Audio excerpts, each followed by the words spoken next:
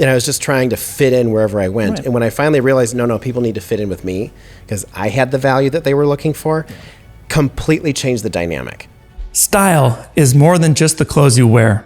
It's the essence of who you are, and it's in everything you do. Discover it here and unleash your style beyond what you wear. Welcome back to House of Style. I'm your host, Grant Alexander, and today we've got a guest who is a masterful storyteller and an even more fun and interesting human, especially in his professional world of real estate.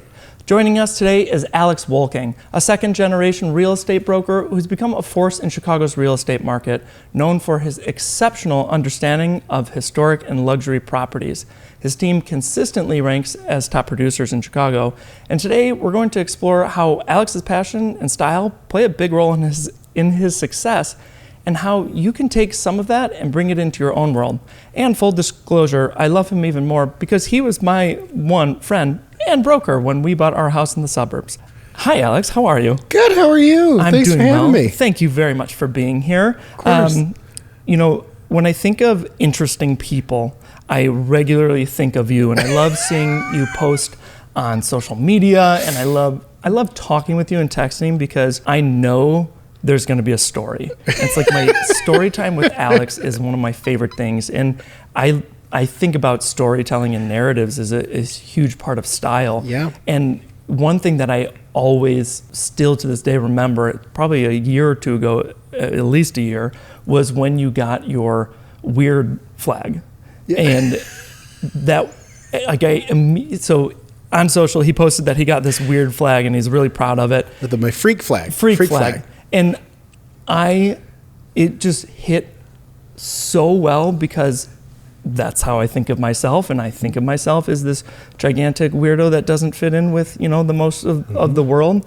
So to see that was so refreshing and fun, and it's like I still think about that. Oh, well, thanks. I'm glad to hear that resonate. It resonated with a lot of people. That especially when I wore it around the office like a cape. As you should. It should be a weekly occurrence. It should be. Yeah. I've always, it was similar. I think where we've connected is just, we've always been the square peg in a round hole and just kind of forged our own path, marched the beat of our own drum, or whatever other cliche you want to throw out there. And, what is a flag? It's a symbol of a community. And right. if you want to find your people, you got to wave your flag proudly and loudly and nice and high so everyone can see it. That's why I bought that freak flag and I hung it up in my office. It's still in my office. It's great. As it should be. It should never come down. I think one reason that successful people are successful, at least for a lot, are because they're different and because they're weird. And I think so many people, a lot of our viewers and listeners are probably feeling like they're weird too. Mm-hmm. And it's not talked about enough. It's not embraced enough. So no. I love that you're doing it. And you have been doing real estate for quite some time now. Talk to me about, you started at a pretty young age. How did those experiences growing up in it kind of shape your, understanding of the market, understanding of what type of broker you wanted to be, and how that helped develop your style? Yeah. So my dad's been a broker for 31 years now, and I started working for him when I was 12 years old. I was obsessed with the industry. I knew what I wanted to do when I was 12, and there was no questioning it. There was no turning back. I pointed at it and went, I want to do that. And I got licensed when I was 19. I was a freshman in college at DePaul. Damn. And what's even crazier, I was a student at DePaul, but was going back to Iowa to sell real estate every weekend. So I did not have a traditional college career like everyone else did. So that alone was a level of commitment. I was so excited. I just want to get started. And had I had it my way, I probably wouldn't have gone to college, but my mom, forced me to do that, and I'm glad she did. So, when I was at 19 years old, when you're selling real estate in Iowa, and that's already an uphill battle that I didn't know until now that it was an uphill battle. Right. And I knew I had to do something different to differentiate myself from other people. I'm going up against people who've been doing it 15, 20, 30, 40 years, who've been entrenched in this small town community in the Quad Cities area, Illinois and Iowa, where I'm from. And I had to look and sound and be different. So, and it's also being an openly gay homosexual in small town Illinois and Iowa in 2011. Yeah. That was just a lot different than now. So, style played a big part because I had to look older. Sure. Not only did I have to act and sound older, I had to look older. And, when other people, especially in Iowa, are very down to earth, you're wearing jeans and flannel and whatever, I was the only one who showed up in, fitted pants. And I used to wear a vest. That was my fashion faux pas. It looked like a valet. It was terrible. but also everyone's wearing, earth tones. And I was the one in hot pink and baby blue and yellow, and I was in red. There's this my first headshot is this god awful picture. It's pretty bad. But I was wearing a black vest, black pants, white tie, and a red. You remember Express had the MK2 shirts with straps? Oh yeah, I had one of those on. It was terrible. Black buttons. Oh, it was awful. And but I looked like a valet, and or a maitre d' at a restaurant or something, and. But it stood out because it was different. Yeah. And people were like, who is this guy that was like so well dressed, in 2011 standards in Iowa? Right. I wonder what that compared. I wonder what it's like now. Is the scene gotten better? It's a little different. I mean, it's still very much blue collar Midwest. People are just living their lives. Yeah. I mean, no one there is trying to make a fashion statement, right? Even today, and even then, as I matured in my life and career, even then, I was the only one wearing white pants with cuffed legs at the bottom and wearing a fitted polka dot button down with the collar, big collar when that used to be a big trend. And even then, even as I ditched the suit and I ditched that god awful vest. I still had I've been wearing, driving moccasins and slip-ons and I don't wear laces because in real estate it's a pain in the butt. I totally I hate dealing. I only have I have tennis shoes. I have typical gay white sneakers as I call them. Then I have a pair of Ferragamo designer shoes that you told me to keep. Yep. And those are the only shoes I have with laces. The rest, all slip-ons. Makes sense. It makes complete sense because you're going in and out of people's houses all the time. Just need something easy. I hate having to. I bought a pair of Kizik because you can just slip them in. Yep. They look good enough for what you need. Yeah. Yeah. It makes total sense. So even as my style changed even in a 2 or 3 year window, I still looked very different than most people. Was there a moment when you realized? I know you said when you're 12, when you're older. So let's say 19. Okay, you're licensed and you're in it. Yep. Was there a moment that you realized this is how I want to do this? This is what I want to be about or embody and embrace and share to be different? Yeah. So I got the bug when I'll never forget. My dad there was 2 things that happened. My dad was typical realtor where, he called me and he's like, I need you to go on the computer and you see this icon, click on that icon, type in this password, search this address, type this in, and print that sheet. I'm coming around the block. I'm driving by the house. I'm going to come. I need you to run out. Give me that sheet of paper, and I gotta run. I'm like, okay.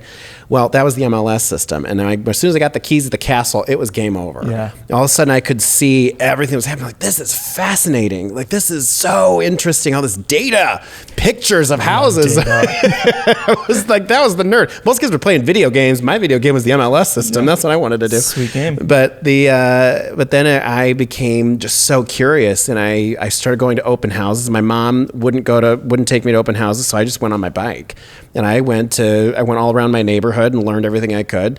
And then the second thing that happened, that within a week or 2 weeks of that, was my dad had a first-time homebuyer, single mom with 2 kids, about mine and my brother's age.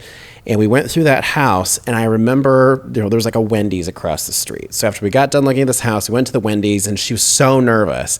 I saw this other side of my dad I had never seen before, which was he instantly was very protective but strong and guiding this woman through how to, her first offer. Sure. And I saw what he was able to do with her.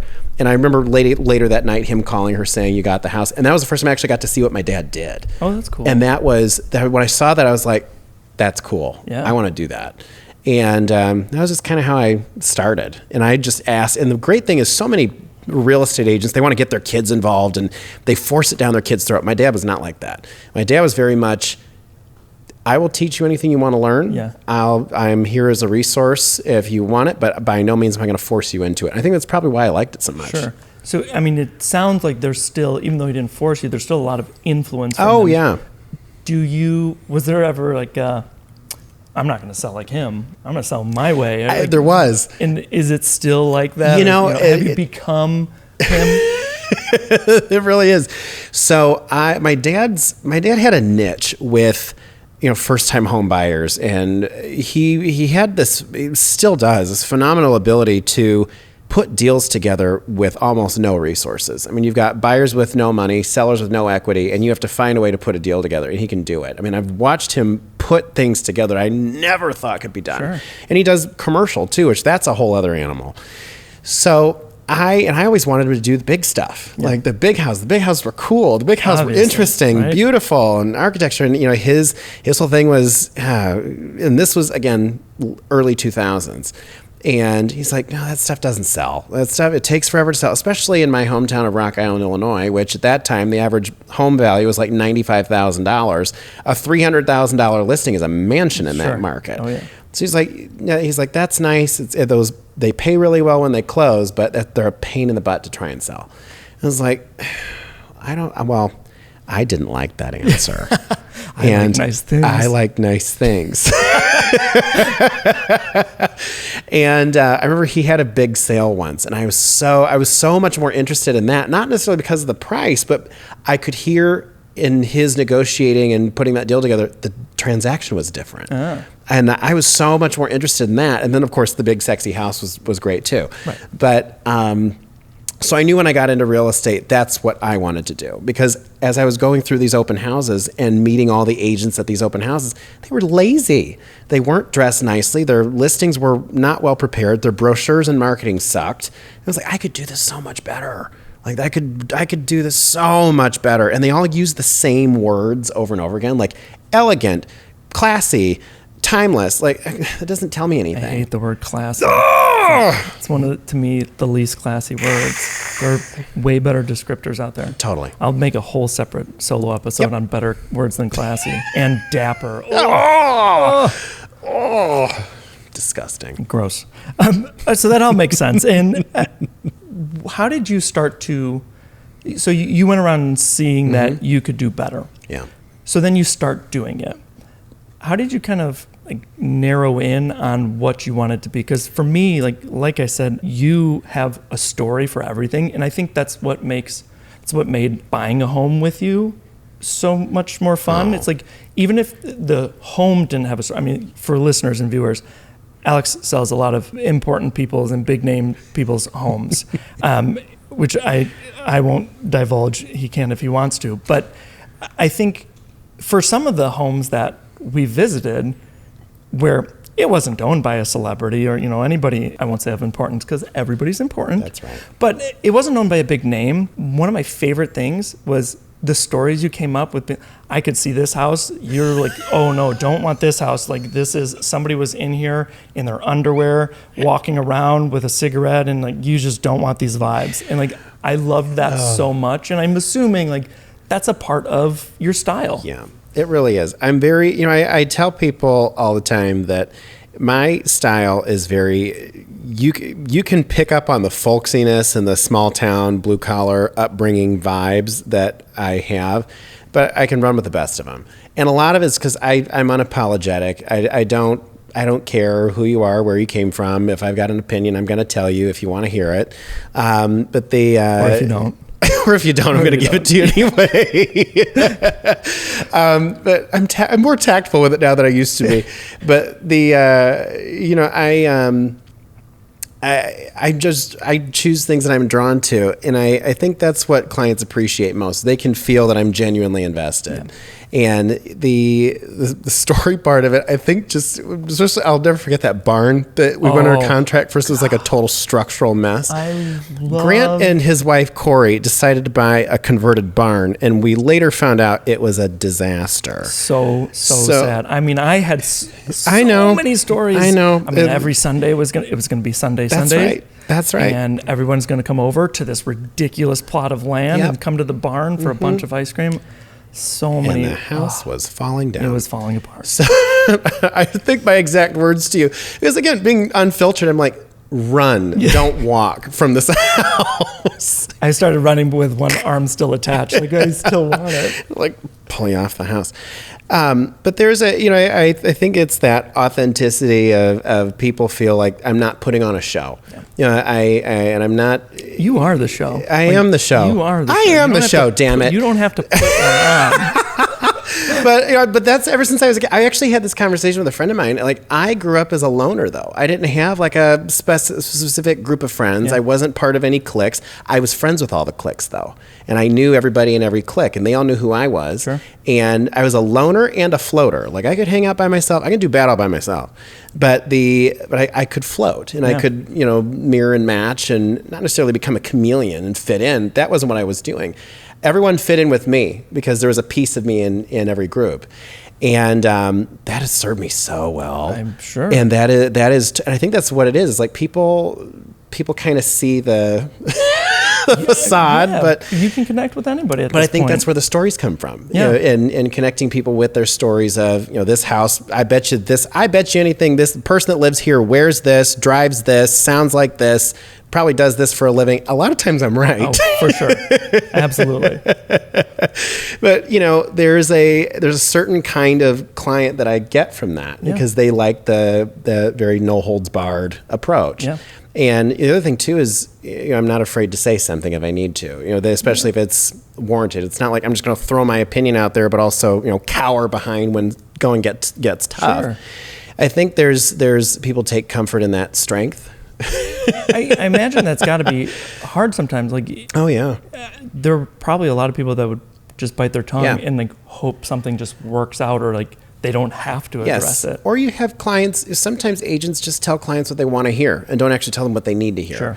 And I'm not afraid to walk away from a client if I can't help them. Yep. Or if I think their expectations are completely unrealistic, or they want to do something unethical, I don't need to do that. Yeah. And I think, one of the things you've heard me say before, and I will die on this hill, there's so many agents who will go into a high-end listing or meet with a high-end client, and I tell them, if you're looking for an agent who's wearing a blue suit and brown shoes, it's not going to be me. I am not your agent.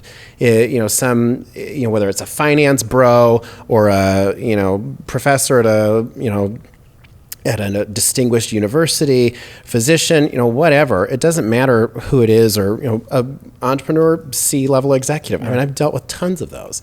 And what's funny is a lot of times they'll call those well-known brokers that are well-established, far more established in the luxury realm than I am. But they're kind of just a number. Yep. For me, it's much more hands-on. I think that was one of the things before you helped us get the home, like when we started working together on styling, was that you said you don't want to be that broker that walks in the same suit that everybody else does. And I think that's so exciting for me. And I say it all the time, like those people that are willing to, it's not that different to wear something fun. Like you'd still look professional and have fun. Yeah. Like, why not both?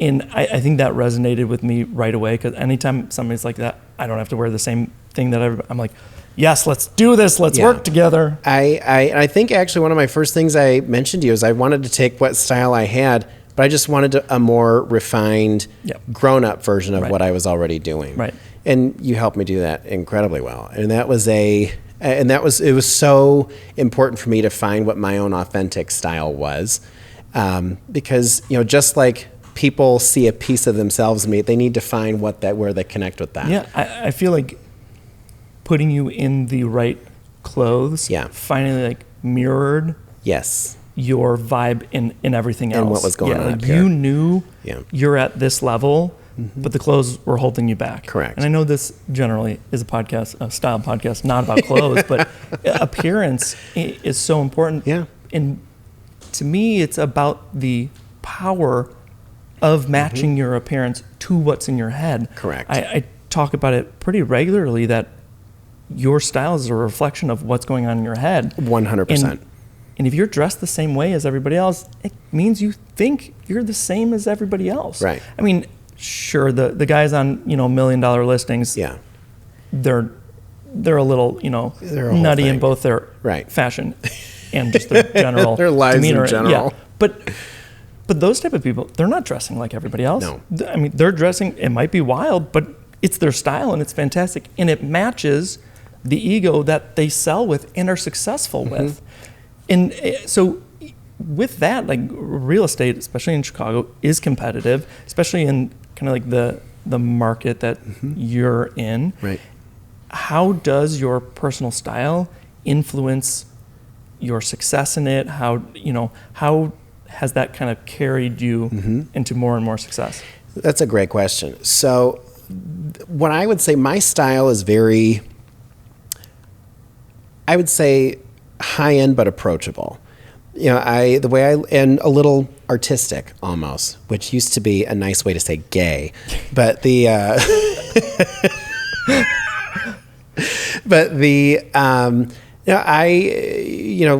classic times. I like pieces and I like looking like I could be in a 1940s magazine or I could be, walking down the runway or something. But I was always, most of my clients, as I looked at this, most of my clients are people who are, it's such a, for lack of a better term, I would say like old money. Like people who've been around for a long time and established. That was a big word, was established. People that people that are not trying too hard. Yeah. I see some of these agents who are just blinged out. They've got every, label and brand, and it's so obnoxious. And no one wants to read your clothes. No one wants to read everything that's on. And it's trying too hard. Yeah.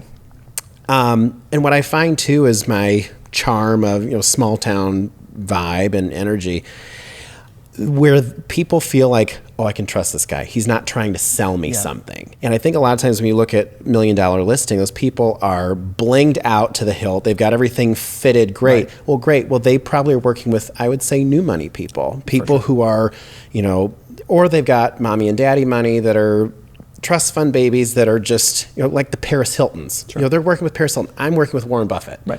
That's the mentality a lot of my clients are people that they're far more interested in whatever task is at hand. I always joke, a lot of my clients are like very high net worth individuals that drive Subarus.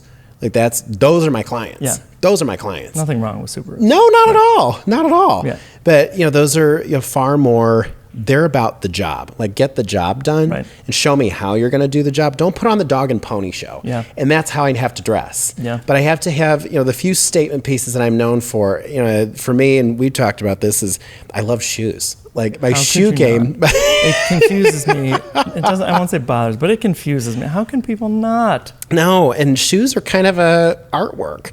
Absolutely. And plus, like I'm on my feet all the time. I'm going in and out of properties and showings. Like I want to be comfortable. Sure. Yeah. And the other thing is that I've really gotten into the last 2 years has been vintage jewelry. Like this came from an antique store. It's beautiful. Thank you. I don't remember where it's from. It was the 1920s, and I just like wearing pieces that are. What it is it's especially for people I'm new to, it's a conversation starter. Absolutely. They will always ask. And the first things that I was in a class once years ago, that when you, especially high net worth clients, when you first meet a high net worth client, first 3 things they notice about you: your watch, your shoes, and your car. Yep. The first 3 things they look at. Absolutely. Before you even know, what that they're sizing you up, basically. And when I was younger and trying to look older, like especially when I was in my consulting days, so that people would listen, I'm like, well, I don't have a nice watch, I don't have a nice car, but I made sure that my appearance was so wonderful that they didn't have to look at anything else. And that's something that's definitely carried me in now through all the people I've had the opportunity to work with. What I choose to wear, I mean, I wear it for myself because I love getting dressed. I love trying new things, but they're all conversation starters, from the shoes to the lining inside my jackets to the ridiculous way sometimes I layer things, or to surprising people with like a neckerchief, which most people are like, what's a neckerchief? I'll wear one sometime soon. It's like those surprising things it gets you in the door, and like that's really all you need sometimes is just to get in that door. And along with that, there's I always, again, I would say timeless but approachable. That's my style. So a lot of times I'm just in jeans or either a nice sweater. With the weather the way it is, I'm in a nice t-shirt. Like this is a t-shirt, but it's got some sort of collar that's interesting. The other thing, I've gotten really into Joy Coast. Shout out to Joy Coast. This is not a paid ad. I'm just a big fan of theirs in the last year. But they make their jewelry out of wood. Yeah. And so I've been playing with that. So I wore the rings today. The other one, I've got their sunglasses too. They're all made out of wood. But but that's the story. Yeah. Because clients will see that and go, "Is that wood?" Right. Is that wood? Yep. It's not metal. I'm like, no. And then I tell them, well, yeah, it's a company based in Roscoe Village, and for every piece of jewelry they sell, they plant 10 trees in Africa. I'm like, what a great story. Amazing story. Right. Brilliant. And it's business, local. right? And it's local. Could this get better? And I've sent them so much business. People are like, what's their website? Yeah. What's their Instagram? If you want to be a sponsor, just reach shout out Joy Coast. Yeah. They but those are stories. Yeah. And those are things that, and here's the other thing too, is I'm wearing stuff that not many people know about or have. Right. And I, again, not just being drawn to old houses like I am, I'm drawn to anything that's old. Sure. Antique art, antique jewelry, furniture. I just brought home a 1906 Victrola. That's amazing. From a client's house because I loved it. It was such a cool awesome. piece. Yeah. It's like, that's just, I actually live what it is I'm selling too. So it's, I think a lot of times when you're meeting with certain clients, especially the last 2 years, I've gotten so clear on who my clients are and who they aren't. If I walk in that house and I feel like I live there, I know they're great clients for me. That's, I think, so important for people listening to understand and grasp. I feel when I talk with a lot of entrepreneurs and you say to them, who are you trying to go for? And at first, and I absolutely fell victim to this for quite a while, say that, oh, this is for everybody. Yeah. And you try to sell and you try to get in with everybody and please everybody. But once you can define who you're working with, I think a lot of people think, once I define it, there goes 90% of the people I could work with. It goes all the potential, where in reality, most often it's the exact opposite, where once you define it, people see that and they flock to that. Yes. And that's when magic happens. Right. Well, you have to, to your point, I think especially in the early part of my career, I was just trying to get business. And I was just trying to fit in wherever I went. Right. And when I finally realized, no, people need to fit in with me because I had the value that they were looking for, completely changed the dynamic. And a lot of that was how I was dressed, how I presented, how I spoke, because I was living out what I actually valued. Sure. And that was when people feel that authenticity, they instantly feel comfortable with you. And when your appearance matches your presentation and what's coming out of your mouth and what's up here and actually how you care about people, so many doors open for you. Absolutely. And when I look at my client base, as you mentioned, I've had the privilege I sold Brian Urlacher's house up in the North Shore. I'm representing Rudolph Isley's estate, the Isley brothers. I've gotten celebrities. I've had athletes. I've sold a house to a Bulls player and what's the hockey team? Blackhawks. I don't follow sports ball. That's not my thing. You got it right though. But that's the thing is the other thing too is people see I don't care. You don't care. I don't care. You don't care about the celebrity. It doesn't matter. No, you're a person. I've had but those people who kind of had an unconventional life. Right. That's kind of those are the people I work with. People who've had an unconventional life. So that's why entrepreneurs are people. I bring up the old money families. I hate that term. I don't know a better term for it. But it's people who are born into extraordinary wealth. Right.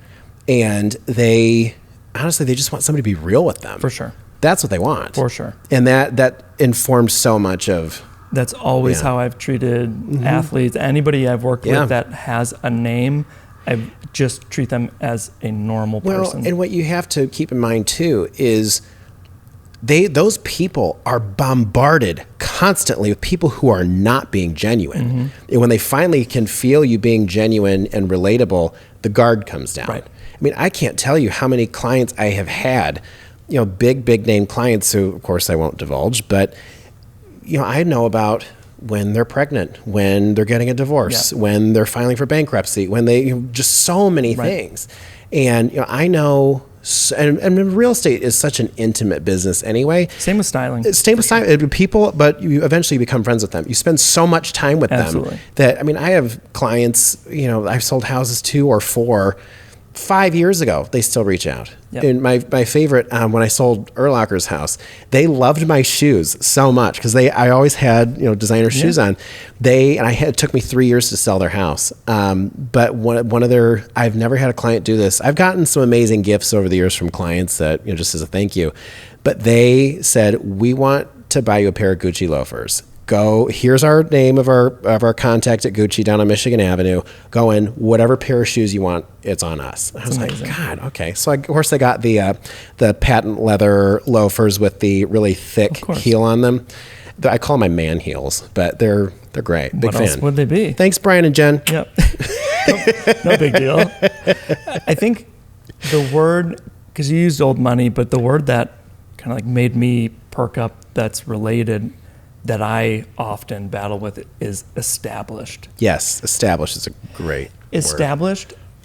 There's good and bad to it. I think right away, because of how contrarian I am generally and how much I go against established, I think of it as a negative thing. But there's definitely, when something's established, there's tradition behind it. So if we think about your real estate strategy and how you work with clients, what kind of balance do you strike between the established or what's traditional versus kind of innovating, be like, hey, it's 2024 and it's not the same market? Because I feel like real estate, and correct me if I'm wrong, there's been a lot of, I think, advancements with the technology. Virtual reality and virtual staging has been a huge piece of that.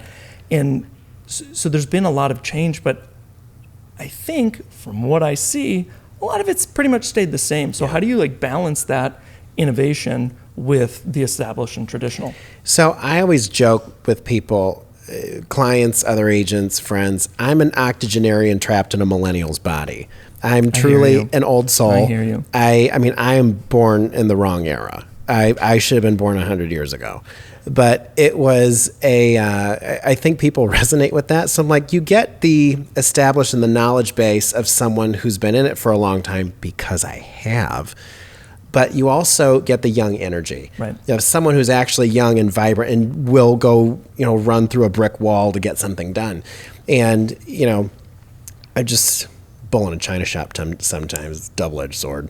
But there's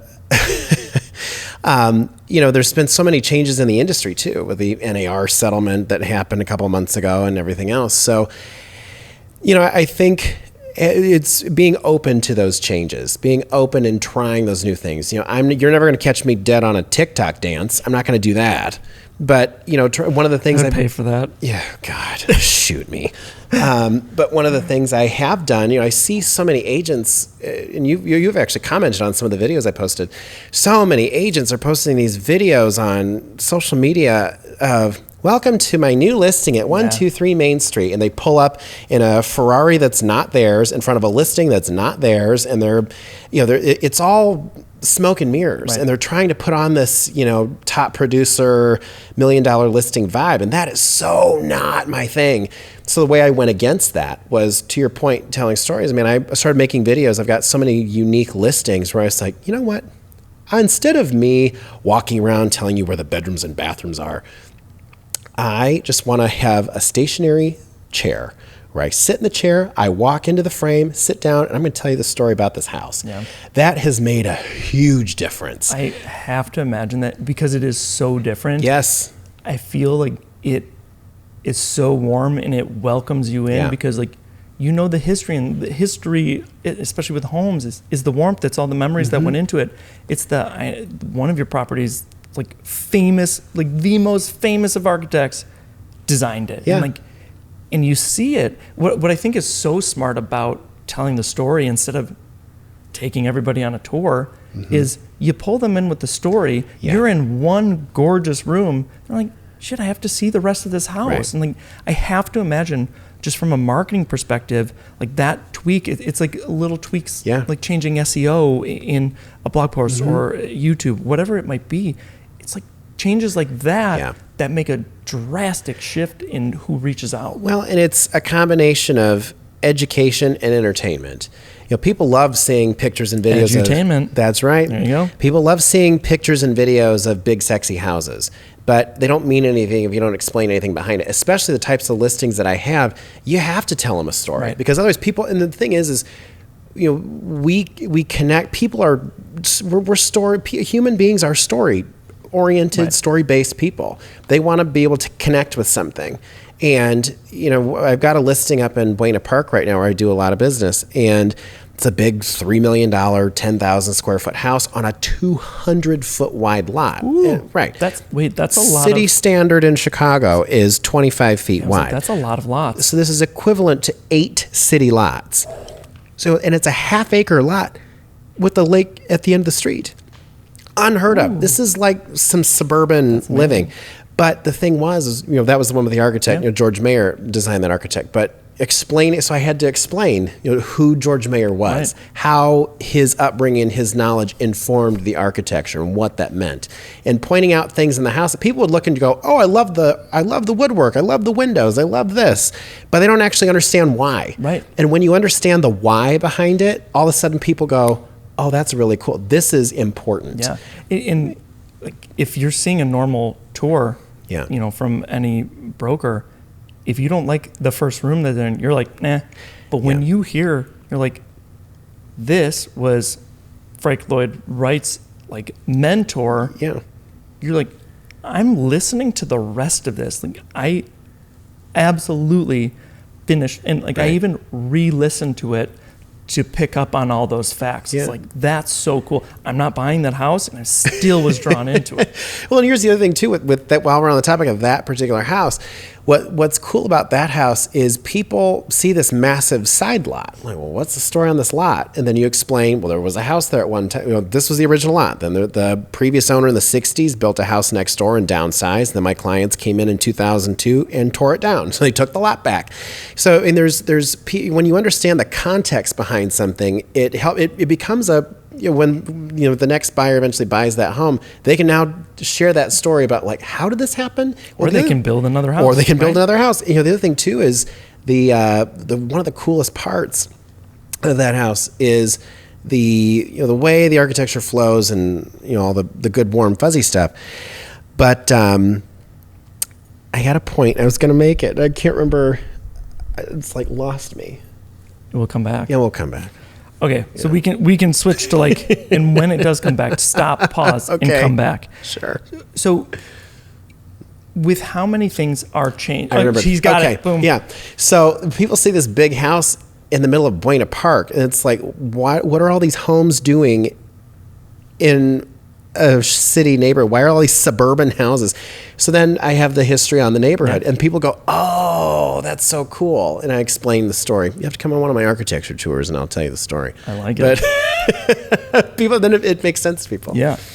So with how things are changing in the industry, whether it's trends or the crazy market shifts over the last handful of years, how do you stay true to your style? How do you make sure you keep up with it, or is there some that you're like, nah, that's not for me?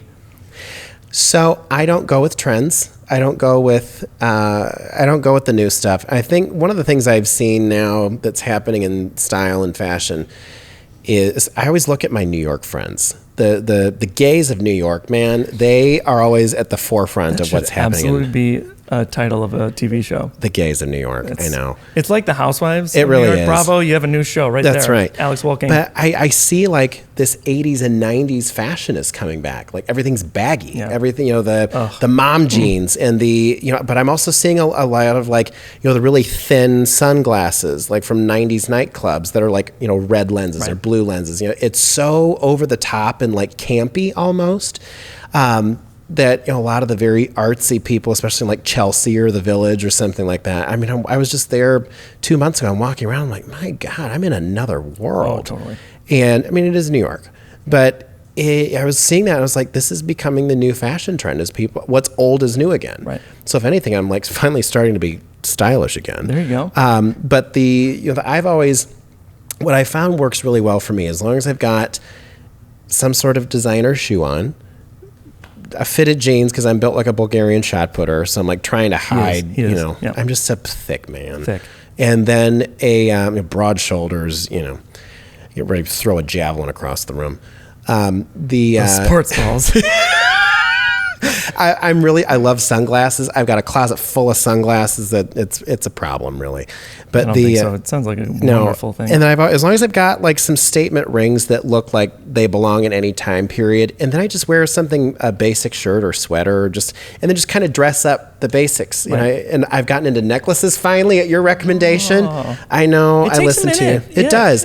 Jewelry is one of those things remember when you made me buy that leather jacket? Yeah.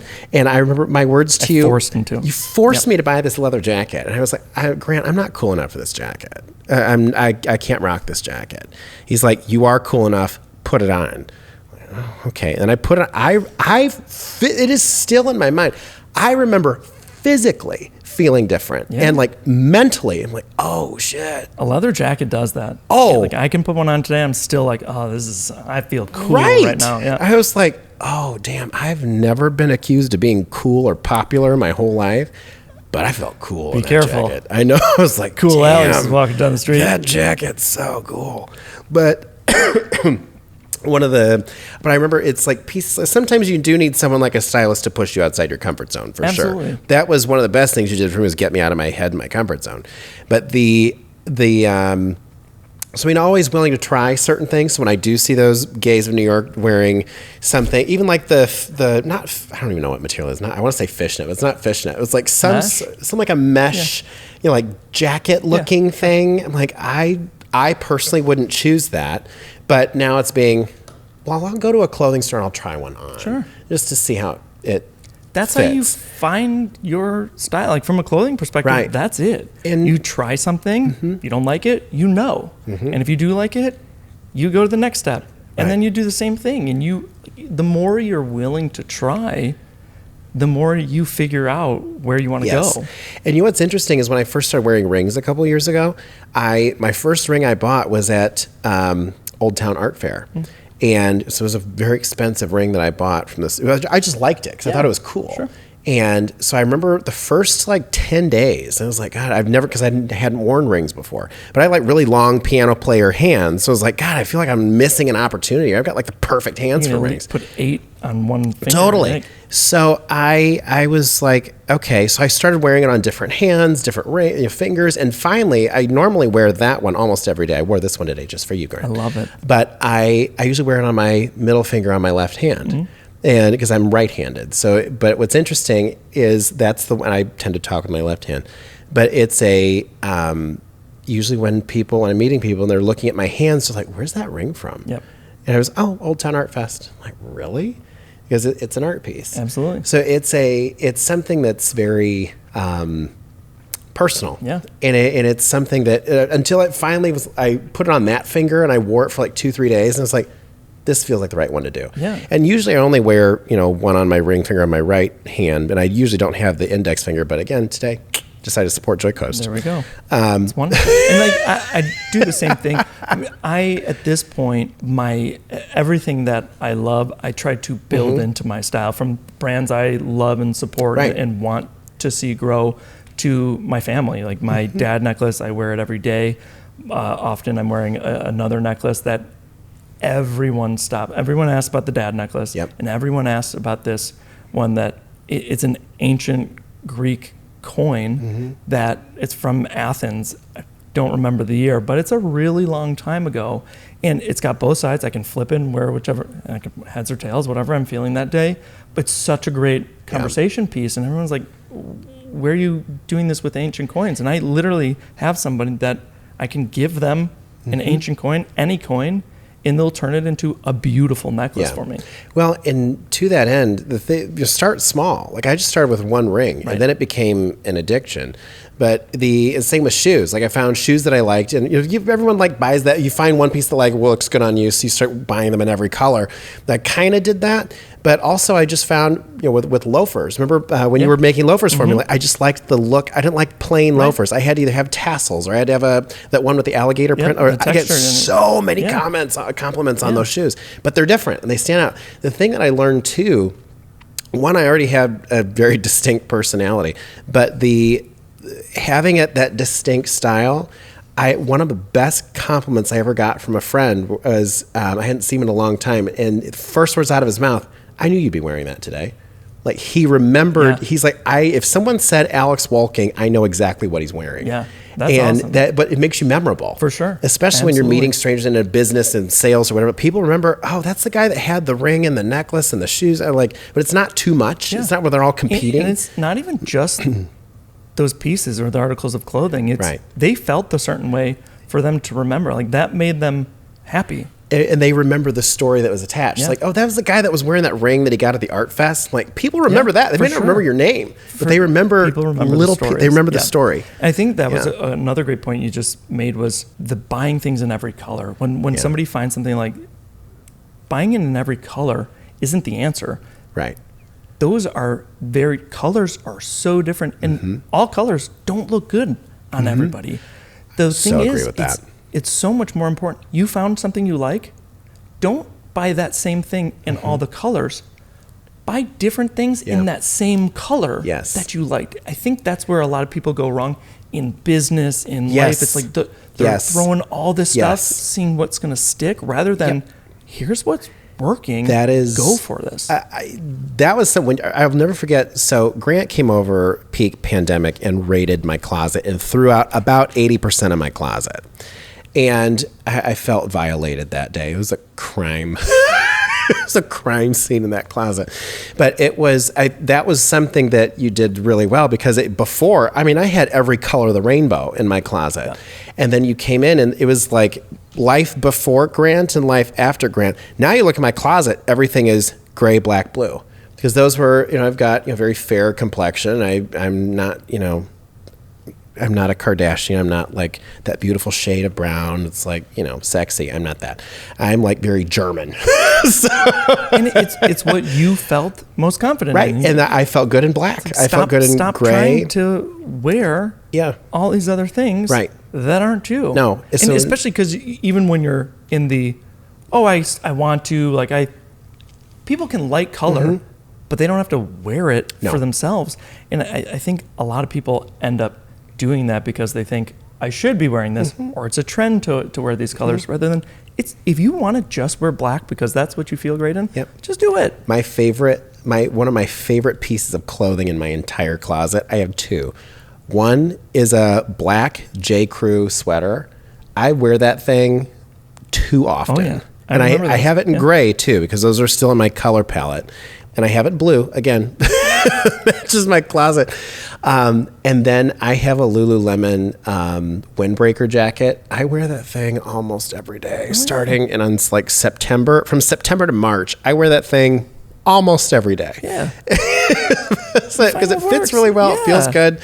And but people remember, I had a client that was buying a condo in the Gold Coast. It was a large, full floor unit. And one day I walked into the showing. Mind you, this was a $2-3 million property.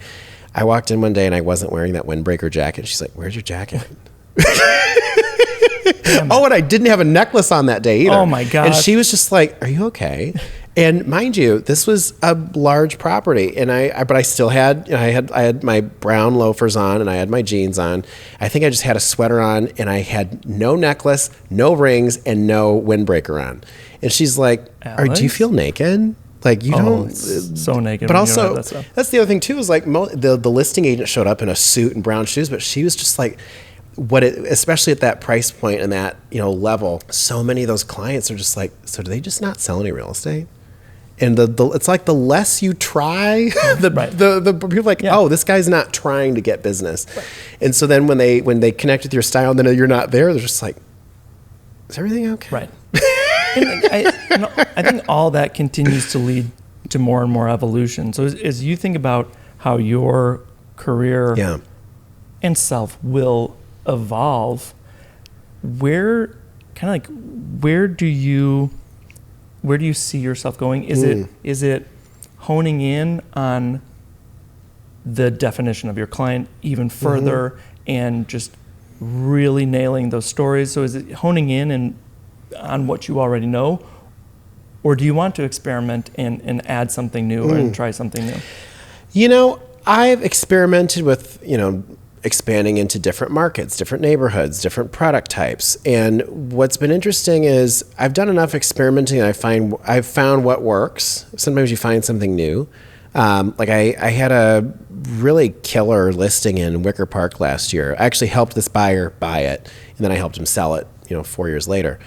And that was a great example because so much of my business is on like the north side. I sell in Wicker Park, Bucktown, Ukrainian Village. I've sold plenty over there. But this was a very ultra modern single family home, which I've sold plenty of single family homes, but this was like ultra modern, sleek. Everything was, super high end and just like clean lines. Yeah. And the house had a smart home system. And I'm usually dealing with historic homes that have no home systems. Not smart. So it challenged me because it was I'm not used to selling something that's not falling apart. So did you like that? I did, because it forced me to think, how am I going to tell this? This house is only 5 years old. Yeah. And what actually ended up happening was I knew, my client, who I've worked with many times, he worked in healthcare and technology. He was in his mid-30s, single guy, self-made, did really well for himself. And that was not my usual, my usual customer. I'm usually dealing with people in their, 65 plus. So I was like, okay, but he kept coming back to me because he loved that I told the truth. Right. And it was unfiltered. So I was like, okay, this is interesting. Who are we going to sell this to? Because it's got a really unique floor plan, the floating staircase. Well, you're not going to get somebody with kids to buy this. And it's certainly not going to be an older couple, because it was the only single family home that was 5 levels. Yeah. And it had a full roof deck too. It's like, we're going to find some like young guy, just like him, who he was when I helped him buy this 4 years ago. Lo and behold, the way I wove that story was exactly explaining what happened when he bought it. This is a guy that he bought this at a time when his company was taking off. He's now at a point, doesn't need the house anymore. And of course, with client confidentiality, you can't disclose too much. But that was enough. That was like, I kind of dangled the carrot. Sure. And, but I waited until buyers came in to kind of gauge who they were and feel them out first. Right. And I knew if there was a young couple coming in, I was like, oh God, wait till you guys see the roof deck, or kind of building it up, or I geared my showings towards what was important to them. But I knew, I was like, we're gonna sell this to some young guy that like doesn't want a condo but wants the vibe of like something new and sexy. Sure. We ended up getting multiple offers. One of them was a young couple. They did really well, I think, in like health insurance or something. And then the other buyer was a Bulls player. And he was in his early 20s, signed a big contract, but also the thing was all the furniture in the house kind of had like very masculine vibes, just very square, big bulky furniture, very modern, beautiful pieces from like our house, and but it wasn't like Pottery Barn that was like North Shore. Right. It was very modern and contemporary. So I got him to buy the house furnished. Because I was like, this is like, here you're buying a 5,000 square foot house. You're coming from a 2-bedroom condo.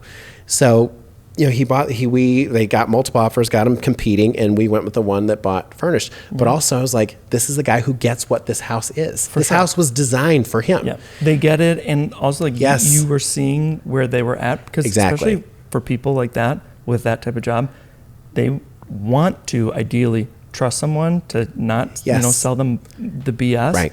And they want like efficiency to get it furnished, so they don't have to deal with that. Yep. And potentially get more people involved. Right. That's really meeting them where they are. So to your point about how I actually had to change my style for those clients, I knew we were going to sell it to someone young, which means they're probably going to be about my age. I'm at the time I was 31, I'm 32 now, but somebody probably in their late 20s that did really well, or to 40 max is how old they're going to be. And I knew if I had a jacket on, that wasn't going to resonate with them. I knew I needed to wear something cool. So I had like a pair of white sneakers that were, on trend, but still something I would pick. Sure. So I wore for every showing, I had like black jeans. I had my white sneakers and like a black T-shirt on. So I looked very like Westloop almost, but I was still young. Right. So people were like, "Oh, you look like me." Yeah. All I had to do is change my shoes. Right. That's it. Yeah. And even then, it was just like, oh, and like instant comfort in connections, because you're not some stodgy old broker who's been around the block forever. Right. You look the part. You're telling the right story that Correct. they need to hear or they want to hear. Well, and it's telling a story when you're asked, not just telling one to put it all together for them. But when he started looking through, like that kitchen had a lot of really cool features in it. I wasn't going to bore him with that because he doesn't cook. Right. So he's like, well, he's like, we want outdoor space. And I was like, well, I'm really excited to show you the rooftop. And so then, the rooftop had a hot tub on it and everything else. It's like, well, we can get the hot tub to stay because we weren't going to move it down 4 flights of steps. But he didn't know that. He didn't know that. Yeah. But that was, it's one of those things where that's what sold the house. Sure. That's what sold it. I feel like stories, recurring theme, I think it's such a part of you. Yes. And I think that's what really resonates with people. If you were speaking to people that wanted to get into real estate, I won't even say young, because I know so many people at all different ages that have got into real estate. So if you're speaking to aspiring, successful realtors, what advice, whether it be the stories you tell or the way you treat people, what advice would you give to them to think about their style and developing that, not from a clothing perspective, but their style as a professional? Your clients are going to fall into one of three groups: who you were, who you are, and who you're going to be. And if you're still figuring yourself out and you're still learning more about yourself and discovering your personality and your limits and what makes you tick, that'll be very telling of who your clients will be. And that's so. I mean, I don't want to say dress for the job you want, but do it authentically. And I think the biggest mistake I see agents make is they'll go out and spend $5,000, $10,000, $15,000, $20,000 on a new wardrobe because they want to look the part, and then they end up in a ton of credit card debt and they end up being miserable because they don't like who they're working with, and they feel like they're constantly performing. It's exhausting. Absolutely, it's exhausting. I talk about that pretty regularly. Just I consider it the price of trying to fit in is so exhausting. It's lonely. It's a terrible place. Terrible place. I mean, it's such a cliche to say, be yourself. But when you just look at where you've been and where you are now, that's a story that other clients and customers can see in you. For sure. And you're best equipped to help people with the same situation you've been in. Right. Yeah. I mean, one of the best stories I can think of is a woman that was fresh out of a divorce, got into real estate, typical foray into real estate, but she found a niche. This woman's in California. She found a niche with divorces and made a fortune. So she built a network of attorneys, judges, mediators, bringing everybody in. Right, because they usually got a house to sell. Yeah. But her thing was, I've been divorced. I'm a single mom. Like, I've been in your shoes. Yeah. And that made her far more relatable. And what she did to dress the part, that's beautiful segue for this, is she knew if it was a straight couple, she had to kind of cover herself up a little more. And that was but knowing how to navigate that that was authentic to her, but for her thing was, because she had to be kind of a firm personality, her thing was pearls. She always had to have a pearl necklace on. If she had the pearl necklace on, she was safe. Yeah. And because people, you never be mad at somebody who has a pearl necklace on. Yeah. And she was in her late 30s, early 40s, but she started kind of late. Didn't get in the business like I did when I was 19. Sure. Like, she came in late, but she had a network and she had a story, and she found what worked. Yeah. And that is prime example. Awesome. So let's go for listeners or viewers that are looking to buy or sell a home. How would you suggest or encourage them to think about the story of their home?